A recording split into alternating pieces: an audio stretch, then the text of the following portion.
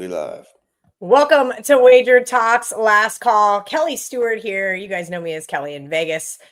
VR is going to be up here first as soon as he gets logged in. Steve Merril for some college football and hopefully some college basketball insight for everybody. And then Kyle Anthony is going to be here talking all things UFC.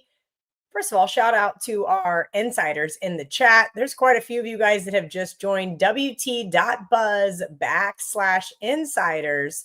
If you're looking to be a little extra special here with us at Wager Talk, getting some early access to things like Bet On It, Marco's Deli, of course, some premium access stuff like VR Steam Room and so forth.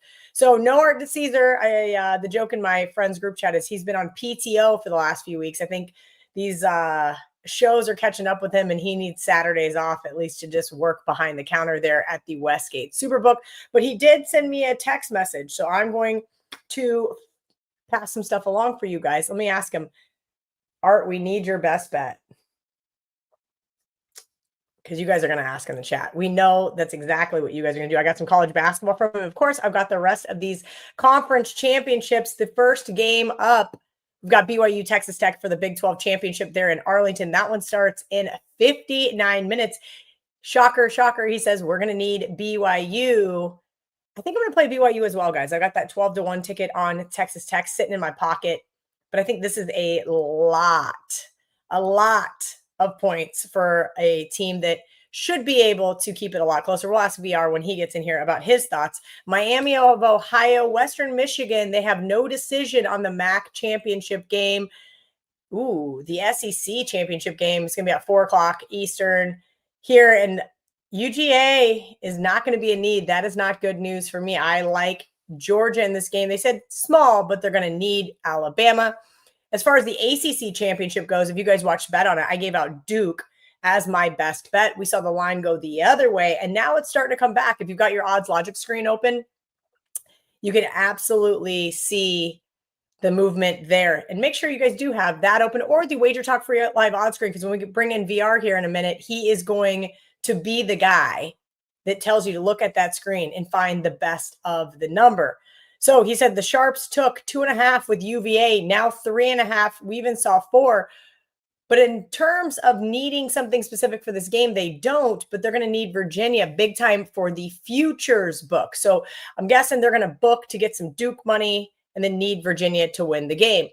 Last but not least, the Big Ten championship, Sharps took 6, 5, and now down to 4 with Indiana. They're going to need Ohio State. That one is going to be an interesting one because me and everybody else I know liked Indiana early. I missed the best of the number. I said, I'm going to stay away. But Kirk Cignetti as an underdog is rather enticing.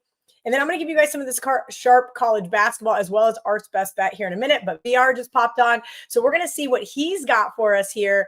VR, we're going to take you all the way until Steve Merril gets here, whatever time that is. Steve kind of marches to the beat of his own drum. So sometimes he logs in early, sometimes he logs in late. But I know we've got a ton of stuff because we've got college football today.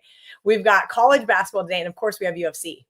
Yeah, and the 4.5s are all going to be taken out in the next 10 minutes. Right now, as I was waiting, in 3 different bot accounts, Indiana plus 4.5. Indiana plus 4.5. They're taking out all the 4.5s. If you look at the odds logic screen right now, Ohio State should be lighting up, going to 4 even money. Yep.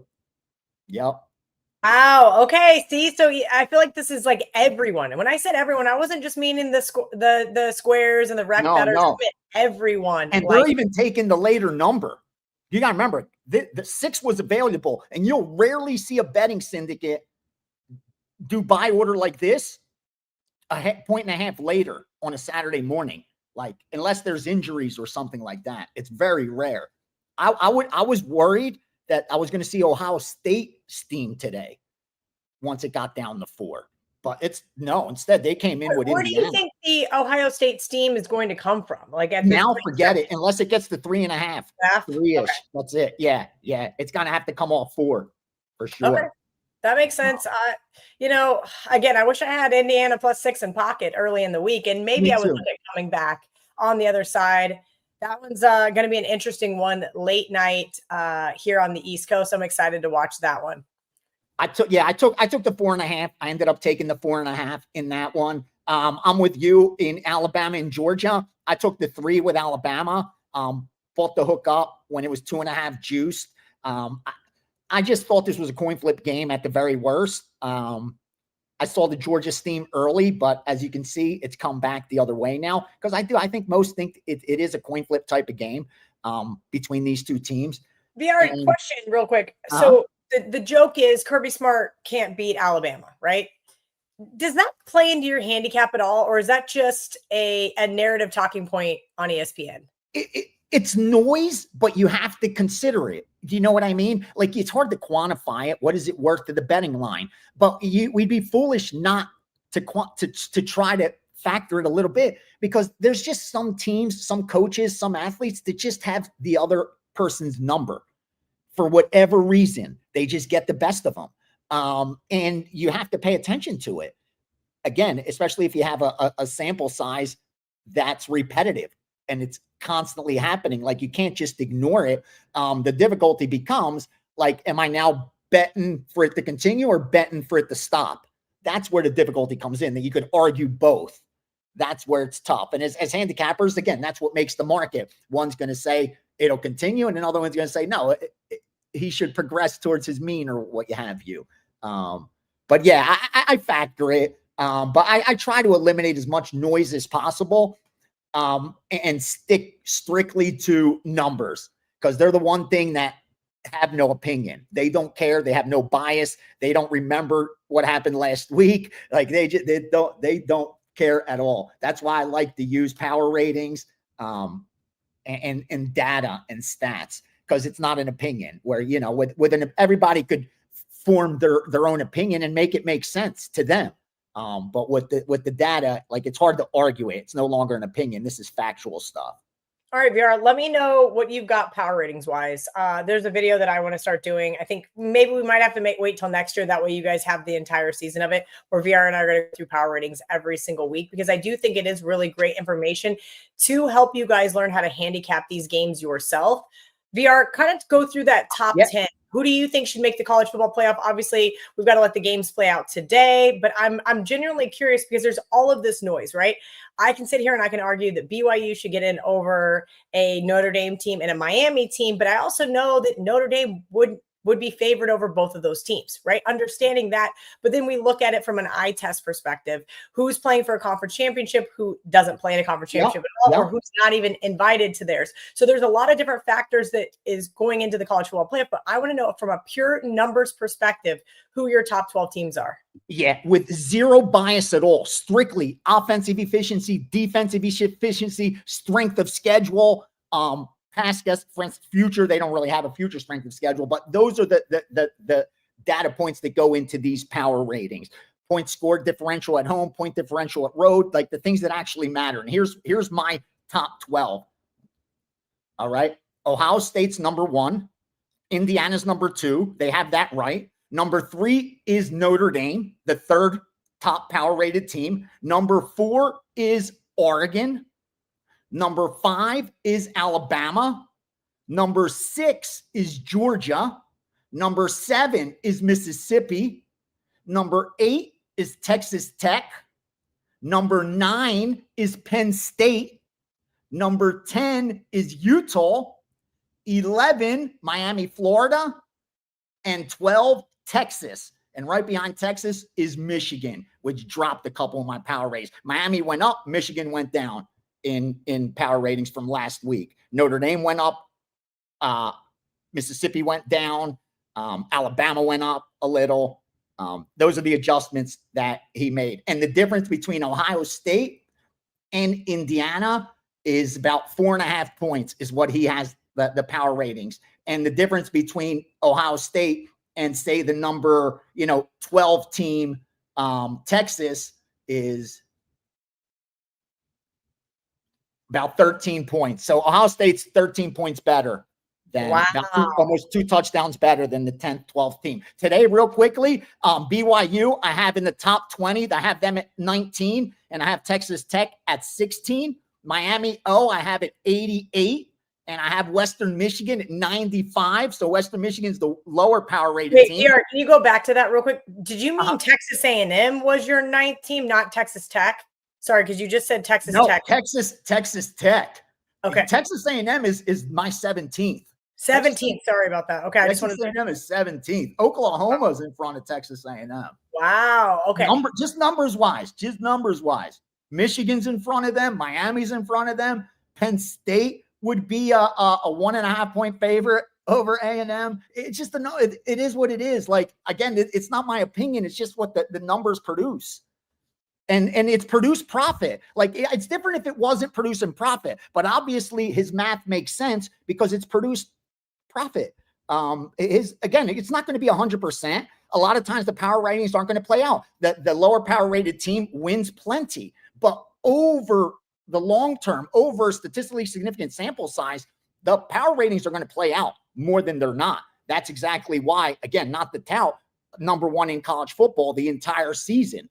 Only 3 losing weeks out of 14, using nothing but the power ratings. I try to keep my opinion away. Anytime I did that and started really trying to handicap it, I made it harder than it needs to be. When I simply used power ratings and looked at injury reports, that was it.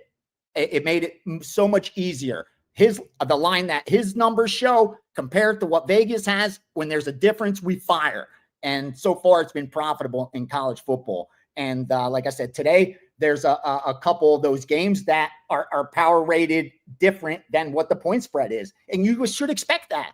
It's that time of the year. We're getting into the playoffs, into the bowls, the narratives. We already have them. We've already drawn our conclusions on who's good, who's not. And the market's saturated by recreational bettors. So, yeah, that's going to be mostly the eye test based on the point spreads. So you get a lot of value times like this. All right, perfect. Let's get into some of this other sharp stuff you've seen headed into this college football and college basketball Saturday. Everybody get your pen and paper ready because I'm just going to let them go. Here we go. All right, some of the college football stuff that's still relevant. Nothing really on the Texas Tech BYU game. Western Michigan, Miami, Ohio. Miami, Ohio got steamed at the opener. That's why it went down from 3 down to 2. Since then, the public's driven it back up a little bit.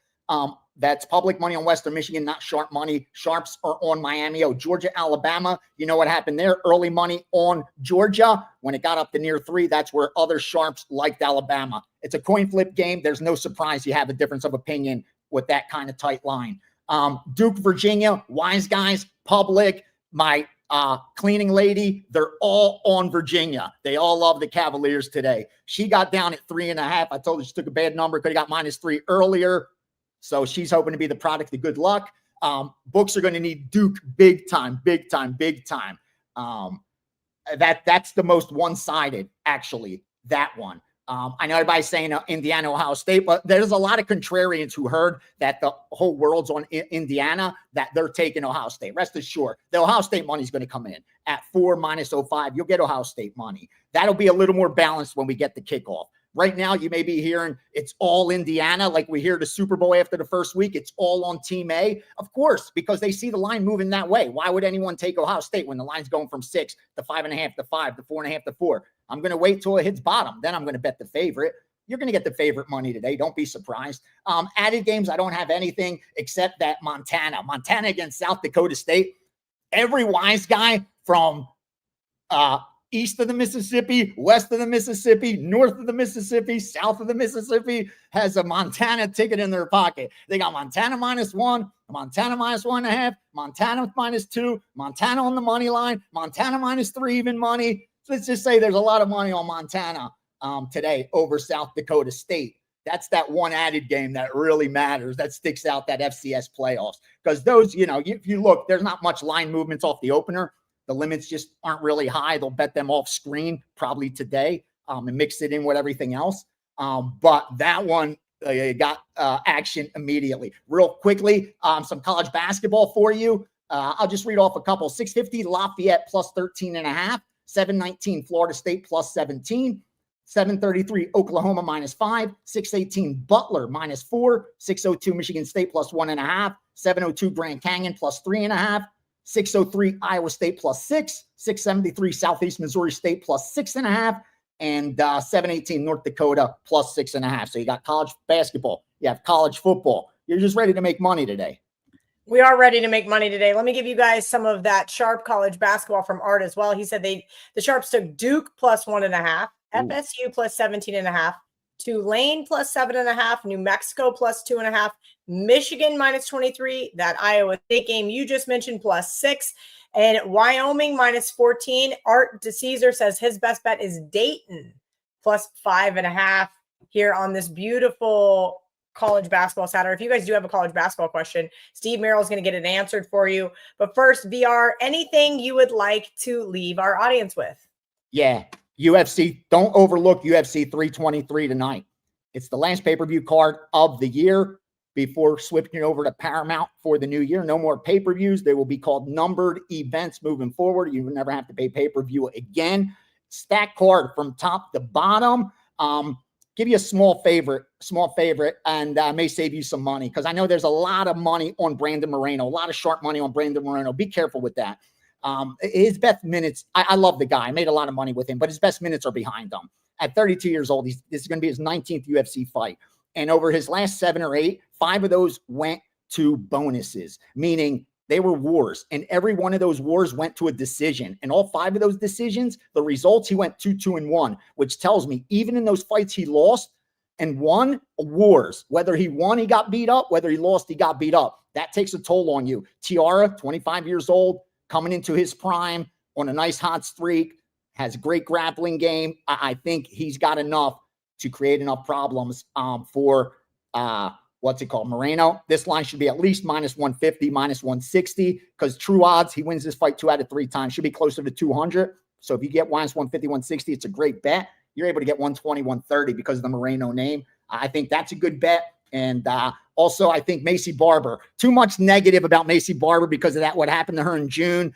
Was it a seizure? Was it a panic attack? Who gives a shit? Whatever happened, happened. And now we're getting her at minus 170, 180 instead of minus 250 because where's her mental state? Bro, as soon as she starts fighting, if she could make it to the octagon, she'll be fine. Can she get to the octagon? That's what takes the most balls. Walking there in your underwear with 20,000 people screaming, and you're about to lock yourself in a cage with someone that wants to hurt you, not beat you on the scoreboard, actually hurt you, kill you, put you in a hospital, maim you. Fighting's very different. You don't play fighting. Like you play baseball, you play football, you don't play fighting. So it's a little bit different. Once she gets hit, she'll turn into Macy Barber. Just as soon as if she gets to the octagon, you bet Macy Barber. So there's 2 small favorites for you. Awesome, VR. You are the best. Appreciate you hanging out with us here every single Saturday on Last Call. You guys can also catch VR on WagerTalk today. He'll be back tomorrow here on Last Call with Ariel Epstein doing all of the NFL stuff. His Steam Room will be going live right after for his premium subscribers. And of course, we'll be back with Bet on It here on Wednesday. Right now, guys, Flex Picks 25% off with code Flex25. You get to pick your experts your way over at wagertalk.com, wt.buzz/flex. Full daily all access. You can switch cappers at any time. You can skip days. And yes, of course, those coveted 5% best bets are included. VR is one of those handicappers you guys can flex picks with. So we appreciate him. You get him out of here. I know he's got a lot of work to do leading up until kickoff. Thank you to VR at Greek_Gambler there on all your social channels. We're going to bring in Steve Merril. We're going to talk some college football. We're going to talk some college basketball. Steve Merril, it's been a little while. Welcome in. Kelly. I got to sit down here. There we go. I'm sitting down now. There we are. All right. I was so excited. I was standing up for a second, apparently. Good to see you. I almost wore the gray hoodie, and I was like, I'm going to go formal because this is a special occasion. And you wore black. You had black on. I had black. So I should have crossed out and wore the away uniform instead of the home black here. But, big Saturday. Lots of sports going. We don't have NFL yet. And I look next week, we don't have Saturday NFL. We only have the Army-Navy game, which is interesting. And then the following week, we get a couple Saturday NFL games. We can't say we have 4 major sports going today, but we got 3 of them and then another one tomorrow, obviously. Yeah, we'll take it. This is going to be a really great day of college basketball. And that's why I wrote you earlier and said, Steve, are you ready for college basketball? Because myself, I usually wait until around this time, starting next weekend, to really dive into college basketball. I know a lot of people are going to argue that you're late, but college football and NFL are my bread and butter. So college basketball is kind of that third. When did you start handicapping college basketball, and how are you doing in it so far? Yeah, you're definitely not late. And I think, if anything, you need to be cautious more than ever with this whole transfer portal. And anybody that tells you they're dialed into college basketball in November is lying. It's that straightforward. Now, maybe 20 years ago when you and I started, you could be dialed in November. But most of these head coaches don't even know what they have when the season begins in November, because their entire roster, 70% of it, is new. And they don't have preseason games. They don't have an NBA preseason. They play maybe a Division III or a travel team, and then they get into it. Everybody started November 3rd, that Monday. There were no trickle-in games. So you definitely want to tread lightly. But I do think now that we're in December, we have 6, 7, 8 games under our belt with teams. We can start to look at what teams are. We don't have to guess anymore. So, yes, I think this is a great time to start getting into college hoops. And then, of course, I love conference action in January and February. I will have my weekly top 25 video for Saturday games in January and February. And by the way, I've had some free play videos this week. Gave you the under in that Tennessee-Syracuse game on Tuesday. Also talked about a game on Monday's Wager Talk today. I usually talk about a game, including this upcoming Monday. Real quick, Kelly, I want to touch on a game that starts here at noon Eastern, because you mentioned that Arthur DiCesare likes Dayton. And that caught my attention because we have a very unique situation in this Dayton, Virginia game at noon Eastern. It's being played on a neutral court in Charlotte, exactly where the UVA Cavaliers are playing the football game 8 hours later. So we'll see how neutral that court is. I think Virginia's going to have a semi-home game at the Spectrum Center. Not a game I'm using today, but I actually would maybe disagree with Art based on the matchup. UVA is an excellent three-point shooting team, and Dayton gives up a lot of threes. Out of 360-some teams, they give up 321st percentage-wise most threes per game. And UVA also the second best offensive rebounding team in the country. Dayton is only 279th. I think UVA has some edges in this game. And once again, it's going to be a semi-home game. How big is that going to be? You go to the UVA game at noon, and then you go watch UVA football at 8 o'clock Eastern in Charlotte, maybe win the ACC championship and make the football playoffs. That will be an interesting one. I think the every sportsbook on the planet's going to be cheering for Duke. I got my buddies texting me right now. What are the needs? What are the needs? What are the needs? And I do have a disclaimer, because John Murray had to remind somebody this morning that every single book is going to possibly need something different. It depends on what they're booking for. It depends on what the futures market looks like. Remember, a lot of those futures bets are going to be cashing this weekend as well. So kind of keep that with a little grain of salt. I am personally on Duke. You know what, Steve? I'll let you break down that game. You're local to UVA, close enough. Yeah. And I'm curious as to your thoughts. They kind of came out of nowhere, except you thought that they had a shot to win the ACC. I think you're the only one that I remember hearing on Wager Talk that was like, hey, you guys should be looking at this Cavaliers team. Yeah, my whole life, it's always been not my UVA Cavaliers, big rival of William and Mary. But I do kind of have a soft spot for them now. It'd be nice to see a state school get in. And by the way, let's remember, if Duke does pull the upset here, and it's possible. I mean, they got about a 45% chance of winning this game. They're only a 3.5-point dog, and it opened 2.5. So if the opening line was correct, the odds are almost pick 'em. If UVA is to fall in this game, the ACC is not going to get in that large. I think they've got Miami right now has about an 11% chance of still sneaking in, because it's going to go to the top 5 conference champions, which means James Madison, the Dukes, not my James Madison Dukes, by the way. The other 2 schools I applied and got into were UVA and JMU. How ironic is that? I would love to see JMU get in, disrupt the system a little bit. And also North Texas about 50%, Tulane 40%. Obviously Tulane winning that game last night changes all the metrics there. This is before the games were played. So it's going to be either Tulane or James Madison when the final rankings come out, if UVA falls. I'm not using this game, but I do like UVA. And the reason I'm not using the game is because I like UVA, if that makes any sense. Because as you said, Kelly, everybody is on the Cavaliers in this one. It's hard for me to disagree. You always hear that analogy. It's so hard to beat a team twice. Well, they just played less than a month ago. I get that. UVA was a 4.5-point road dog. They won outright, and there was nothing misleading about it. They had almost a 300-yard edge offensively. So we'll see if Duke can make the adjustments. The Cavaliers, I don't think, are any better offensively. In fact, I rate Duke as the better offensive team in this game. What the Cavaliers have is a huge defensive edge. Duke is not a good defensive team this season. And the fact that UVA still has a defensive edge and had a 300-yard offensive edge in the first meeting, it'd be Virginia or pass. But once again, wouldn't be surprised to maybe see this game land on 3.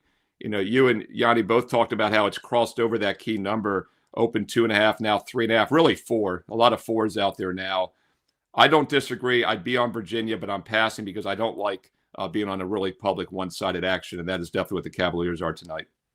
Yeah, we've got a few games like that. That's going to be really interesting. If you guys have a question for Steve, drop it in the chat.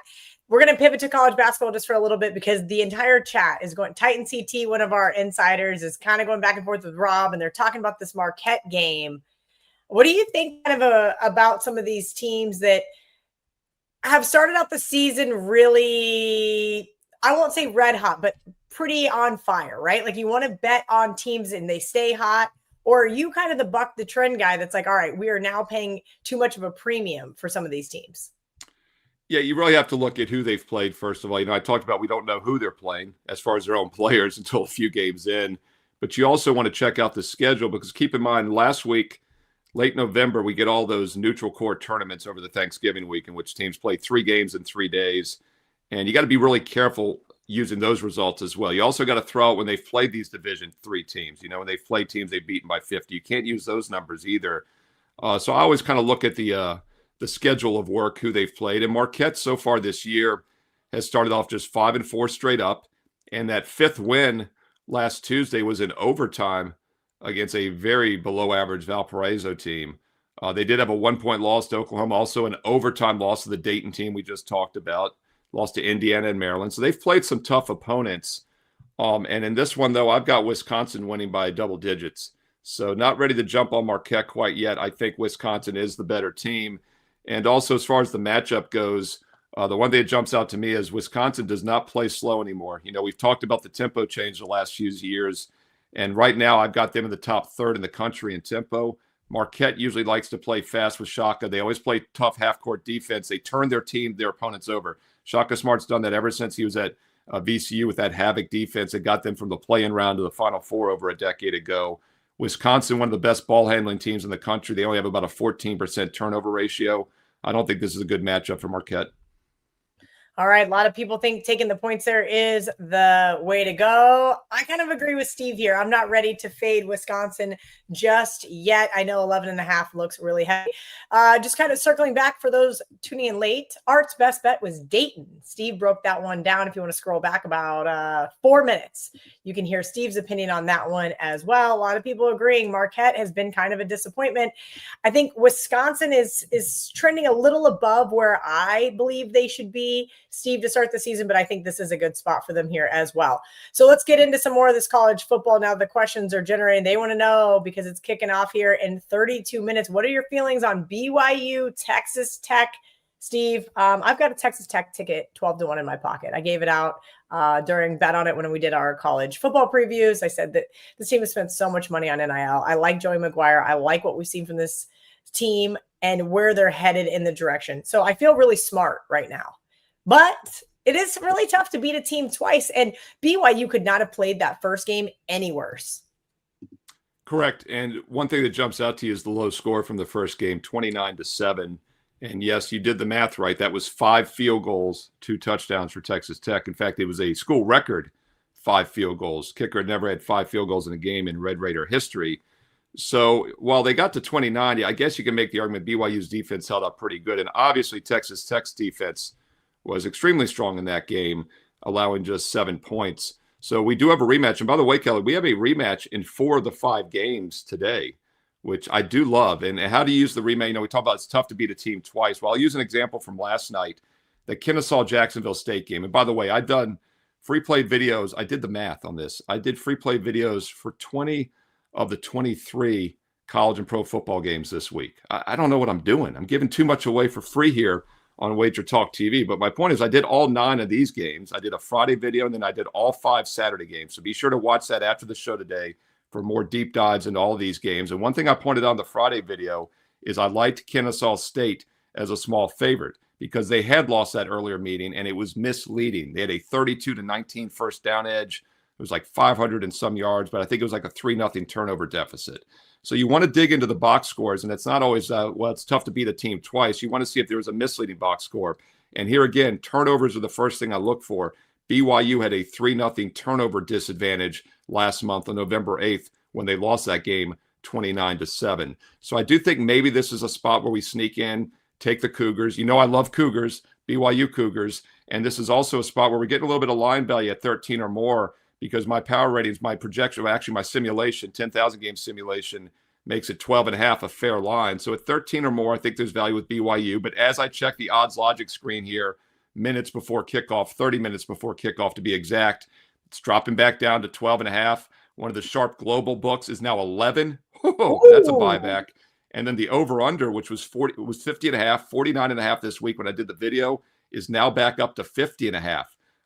Circa in Vegas, 51. Very key number, about a 3 to 4% chance games land on 51.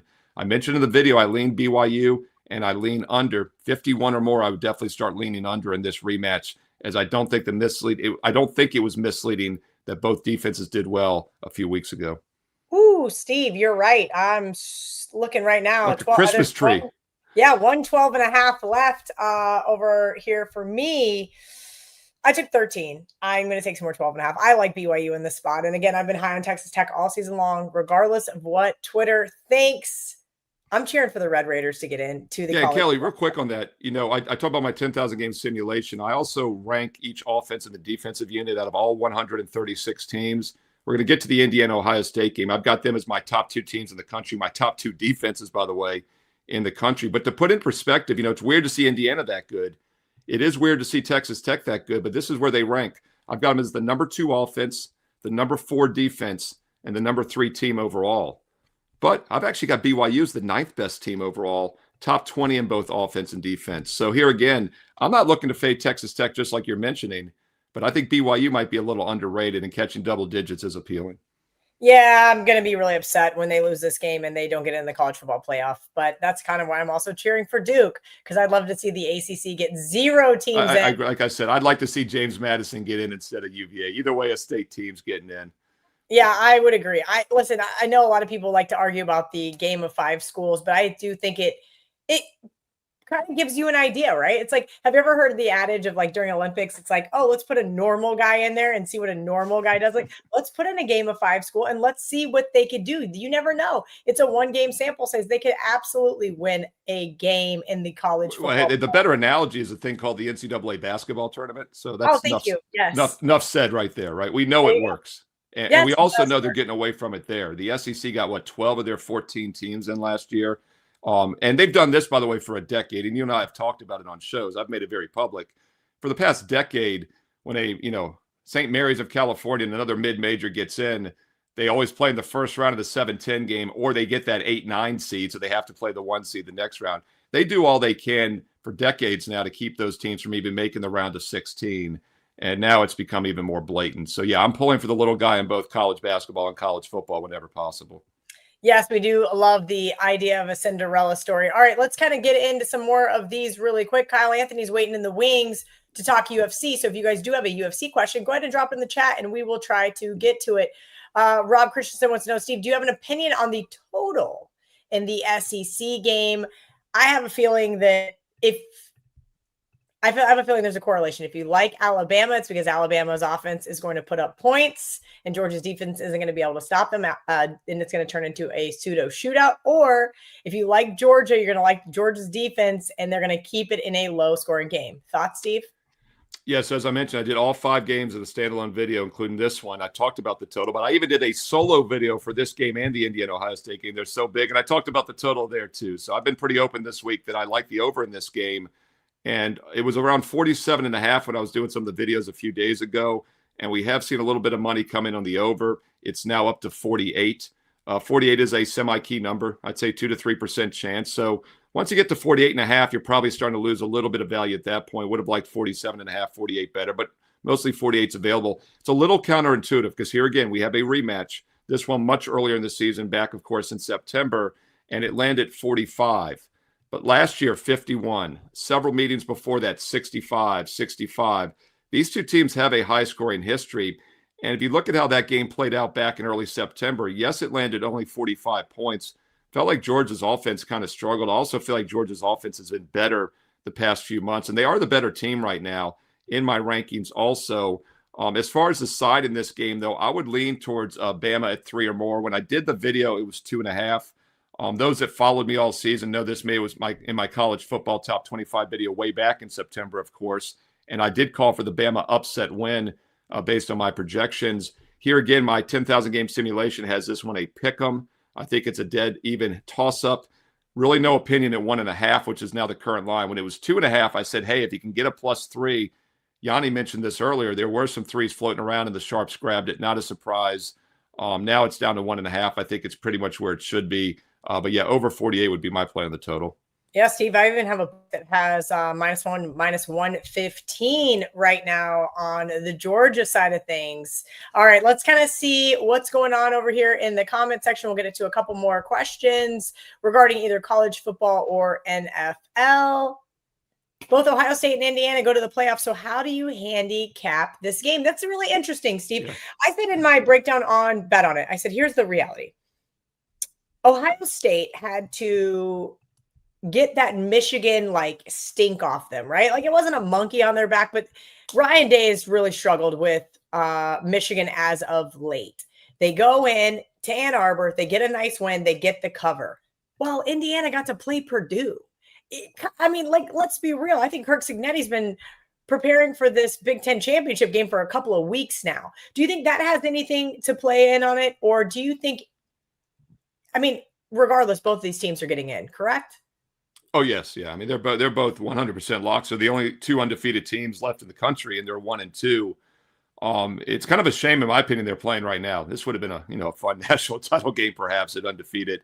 I'm not a big fan of these conference championships. I think they muddy things up, but I know that it's just like the college basketball conference tournaments. They won them. They're moneymakers. I would prefer to just see the regular season carry its own way, maybe even have an extra game or something. But yeah, I do think it's a legitimate concern if you're Ohio State. You always say, well, which team is more focused here? There's no question in my mind it's Indiana for some of the reasons you just mentioned. Plus, they're the underdog in this game. And while I think they're just as good, maybe better in a lot of metrics this year than Ohio State. And by the way, I've got the numbers to back that up. I gave those in deep detail in both standalone videos, the standalone video and the Saturday 5-pack that I gave you here. I'll quickly touch on some of that. If you just look at some raw numbers this season, I mentioned I've got Indiana, Ohio State, both top 5 offenses. Got them as the 2 best defenses in the country, the 2 best teams overall. Indiana has played a slightly tougher schedule, and by playing a slightly tougher schedule, they have still outscored their opponents by about 33.5 points. Ohio State's only outscored theirs by about 29. Indiana's outgained their opponents. Well, they've gained 7.2 yards per play on offense. Ohio State 6.9. And once again, that's against a slightly tougher schedule. So I actually think Indiana's the better offensive team. Where Ohio State does have the edge is I rank them as the better defensive team. They're giving up just 8 points a game, 3.8 yards per play. But as I said earlier, I've ranked Indiana as the second best defense, 11 points a game, 4.5 yards per play. So these are 2 really good teams. And I got to admit, it's hard for me to picture or imagine Indiana beating Ohio State in the Big Ten title game. But then you look at the fact Ohio State, as you said, is coming off the Ohio State or the Michigan game. They're defending national champs. Seems like a bigger spot for Indiana here. My 10,000 game simulation does favor Ohio State. It's got that defensive edge making the difference, but by just 2.5 points is the simulated result. So at the current line of +4, 4.5, there is value with Indiana because we're getting those key numbers of 3 and 4 working in our favor.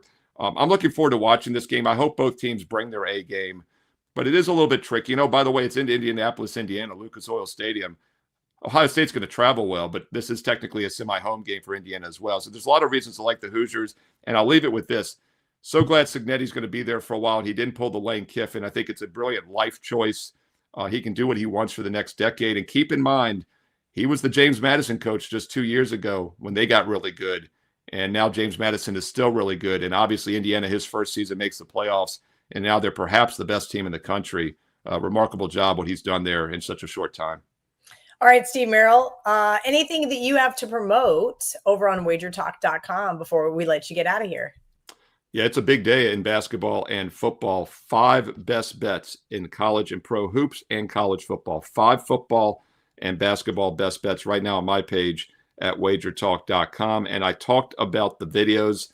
I gave you 20 of the 23 college and pro football games this week for free here. And you might be like, why go to WagerTalk then? Well, when I'm giving you 20 free football plays, most of those are light leans only. They're TV opinions. Hey, treat them as 1% of bankroll. I give you analysis for those of you doing your own handicapping. But if you want my official best bets, the 4% plays, the games I'm actually using, then go to my page, Steve Merril, WagerTalk.com. I've got 5 strong best bets, 2 in football, 3 in basketball, and then some big NFL best bets tomorrow on Sunday. And by the way, late last night, recorded the NFL Fade the Public video, which is 61.5% for free this season. I've got six of the 13 Sunday games in that video for you. That'll be up later this afternoon. So check out WagerTalk TV, and you don't have to wait. You don't have to keep checking in. Just click subscribe and click that bell for an instant alert when the Fade the Public video is posted.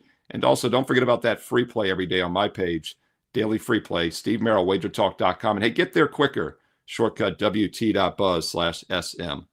That's why Steve is the best. I can't wait to go check out that Fade the Public video because I really don't like that much this week in the NFL. Thank you to Steve at Steve Merril there over on X. You can catch all of his stuff at WT.buzz/SM. Let's bring in Kyle Anthony. We have a big UFC card for today. Kyle, we've got like 15 minutes.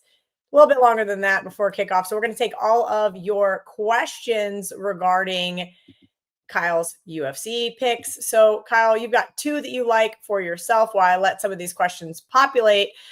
Davidashvili versus Jan is your first one. Go ahead and let me know why you like the big underdog here. Yes. So in this fight here, we've got Merril Davidashvili. He's sitting at, minus 450 on the comeback here. We've got Peter Yan. He's plus 350. Now, this is the fight that we've seen. It was a rematch from the fight back in 2023, and it was all Merril. Merril went out there. He dominated. He was able to outland him. He was able to get the takedowns, do what Merril normally does do, and he outlanded him, doubling the significant strikes, 147 to 75, had 11 takedowns. It just pretty much dominated the fight from start to finish, won every single round in that 5-round contest. Now, Merril really is just a nightmare matchup for everybody. It's just kind of what it is at this particular point. And what he does is really weaponizing that cardio. He's able to push forward with the mix of the wrestling, and it's very tough for opponents to kind of get into any type of rhythm here. And he is able to really kind of just keep you working. And even against Peter Yan, the last time they fought, he shot 49 takedowns, which is a UFC record. No one's ever shot that many takedowns in a 5-round fight. And the point is, it's just he's not, even if he doesn't get the takedown, he keeps you working, keeps you draining your cardio, keeps you being on the defensive side of it, keep pushing that type of pace, and he grinds out round after round. And Jan is he's a strong, fighter overall. He's got great counter striking ability and all these great things that he can do on the feet. But when you look at this contest now, it's, what has changed? That's really the big part about this is really what has changed in this fight compared to the last time that they fought, because Jan got dominated. And if you're trying to look for value at plus 350, maybe there is that there, but Jan's going to be on the back foot this entire fight. He's going to be able to try to, get his offense going. He's going to try to do that, but Merril is just the guy that is going to come forward. He's going to crash the pocket. Jan is a slow starter consistently throughout his career, and that's really where Merril, I think, is going to pick up the pace early. He's going to be able to really get his offense going, and you're going to have Jan, who's going to really be kind of on the defensive, not being able to get his offense going. So this is a spot here where I think there's going to be multiple times throughout this 5-round fight that Merril can find a finish here. And you also look at it as that, yes, Merril is, he's definitely kind of played more towards the, winning by decision. You've got decision here sitting at like minus 230, minus 240 in some books there. And it's a high probability that's going to happen. He can just wet blanket him for 5 rounds, but there is going to be opportunities here for him. Sitting at plus 440 from Merril inside the distance, I think is absolutely worth a sprinkle here. I think there's value on that number. Again, he's probably going to wet blanket him for 5 rounds, but I think that Merril openly has said also in interviews, I want to get this finished. Not that we bet what interviews are being said, but I think the path is there. So give me Merril inside the distance at plus 440. All right, Kyle, we're going to take a couple questions from the chat before we get into the second fight that you want to go over. Everybody has to remember, it's Saturday morning and my brain is still glued to football and college basketball for the show. Kyle, we have 2 questions we're going to get answered, but first I want you to talk about your hero parlay. I just happened to catch that before the show over on Twitter. Yes, so I do have it up right now. You got to check it out. I'm going to post it on my page. We've got it up at WagerTalk.com already here. One of them, real quickly, I do have is Peyton Talbot inside the distance over Henry Cejudo, and that's like plus 250. I like that here. You've got Henry coming in on his retirement fight. He's coming in on career worst shape. I think this is Peyton Talbot's time. So I do like that spot to hit. I think it's a smash spot for him. So I like that. That's one leg. Rest of them, check him out at WagerTalk. Awesome. Let's answer a couple of these questions before we get into your second fight. The first one, Kyle, what do you think about Tiara and Moreno? I had VR kind of touch on this one as well, and his synopsis was interesting. I'm curious to see if you agree. Yeah, Tyra is that next generation also. He's 25 years old. He is fantastic. We're talking about his grappling ability, his ability to kind of push that pace, stay in your face. And, the issue here for me on Moreno's side is that, yes, he's on a 2-fight win streak. Yes, he's a recognizable name. Yes, he's the former champion and all of those things. But it's wear and tear has really started to kind of appear for him here where, he has had, and I think even VR touched on a little bit where he's had just absolute wars and absolute battles. He's come out on the end of them and sometimes he hasn't, but I think that the MMA mileage is really high here. And this feels like one of those things where it's kind of like changing of the guard a little bit here, where you've got a guy that's kind of, heading towards the end. Again, Moreno's only like 34, 33, wherever he is, but it's just a lot to take in. Plus, if this was a 5-round fight, I would definitely lean more towards Moreno because Moreno builds in fights. As the fight's going on, he just is a dog out there. He's going to push forward. He's going to continue to push forward. And we've seen even in a recent fight where Tyra can slow down later in the 4th round, the 5th round, he can start to slow down. This is a 3-round fight. I think it really plays to the advantage for Tyra here. So, minus 120, minus 125, I think is a strong number. And I think he could well outperform that in this spot here. All right, let's take another question before we get to your last fight. What do you think about the Duncan fight line move, Kyle? CLV Trophy of the Week goes to you. I'm guessing you bet this one a little bit earlier than the rest of the market. Yeah, so I definitely had McKinney in this spot here. And, that you have, I think Duncan was like minus 180. Now he's down to like a pick 'em. And, I don't know if Duncan's coming in with one leg or something like that, but it's an interesting situation here because I thought this line was crazy to begin with, and I talked about it on my podcast that it would just seem nuts. It seemed like this is a car crash. Both these guys are going to come forward. Both these guys are going to throw. You got Duncan, who's kind of like a punching bag. He's willing to come forward. He blocks punches with his face. McKinney is a very, very hard hitter. And you look at it statistically, out of McKinney's 17 victories, all of them come inside the distance. And even with Duncan, 14 victories, 10 come inside the distance. So I actually do like McKinney here to get the job done. But to even get a little bit more on top of it here, which I think is a great spot, is McKinney by knockout inside the first 2 rounds. That's sitting around plus 310. And I like that spot here. Again, I think these guys are going to trade. I don't think that McKinney's going to look for any type of takedowns because we've seen Duncan. He's been able to, snatch up a neck, find a submission here. I think it's going to play out on the feet. I think it plays to the advantage of McKinney. And I think the knockout could come in that first round, but you could get even a little bit more here. But I'm willing to take the extra round there. And I think plus 310 is a strong, strong number here overall. All right, we got about 12 minutes until kickoff. We're going to take you guys here up and to it. Really quickly, I got to tell you guys about what we've got going on over at WagerTalk.com. Of course, we've got those flex picks right now. You guys are going to get 25% off flex picks using coupon code FLEX25. And of course, you can add Kyle to your rotation of handicappers that you want. Say that you like Steve Merril on a Friday and you want Kyle's UFC card on a Saturday. Guess what, guys? That is how it works. Pick your handicapper, change it any time. Kyle, let's get into this second fight that you want to talk about here. Pantoja versus Van. I feel like you just always give me plus money on the show because you know that is what I'm always looking for. Another little plus money bet right here for our audience. Yeah, so we've got Pantoja here. He's at minus 235 in the comeback here. We've got Joshua Van. He is plus 190. And you've got Pantoja here. He is one of the GOATs of the flyweight division. He's on an 8-fight win streak, 4 title fight defenses. This will be his 5th title fight defense. And at 35, normally at these weight classes, the shelf life is smaller. As you get into the larger weight classes, you definitely can last a little bit longer. But what Pantoja has done is he's looked better and better, which is pretty scary for the guys in the division at this point here, where he's getting, I think his skill set's getting better. I think physically he's looking better, and he just has a lot of advantages over opponents. And a lot of times that, we look at Pantoja, we say, hey, he's a grappler, he can submit you, and those are the things that he can do. But he is a very, very well-rounded fighter overall. He's got good striking, he's got power in his hands, he can move forward, and he's going to look to crash the pocket, throw big shots. And what he does really, really well is once you're comfortable on the feet, once you think you're starting to strike with him, he has very well-timed takedowns behind these combinations, and he's able to find,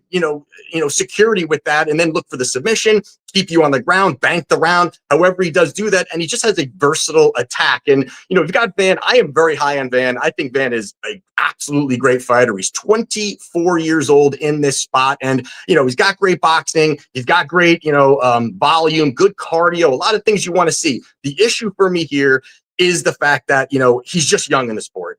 And he has said openly, in multiple interviews in the past that he started doing, really training wrestling in 2023, and that's not many years that he's really been able to really focus on that. Now you're heading against one of the, all-time greats in the division in Alejandro Pantoja, where he's going to look for those takedowns. He's going to look to smother it. And I just think that, Van's just too raw. I think it's too much too soon for him. Win or lose tonight, I think he still will get back to a title shot at some point because very young, has the skill set. I just think he needs to build up a little bit more. But the issue for me here is the fact that, yes, Pantoja, has got the striking. I think Van definitely might have a little bit of an advantage there, but lesser fighters have taken down Joshua Van. And yes, Van has won some of those fights, but they've taken him down. And, Ray Saruya took him down 4 times, Cody Durden twice, Philip Bunez twice. I mean, if these guys are able to do it, I think Pantoja can do it at a much higher clip and be able to find that finish. And you kind of stick to what he's doing here. And, Pantoja out of his last 5 fights, 29 takedowns. So he's been able to find that path. And even his most recent fight against Kai Kara-France,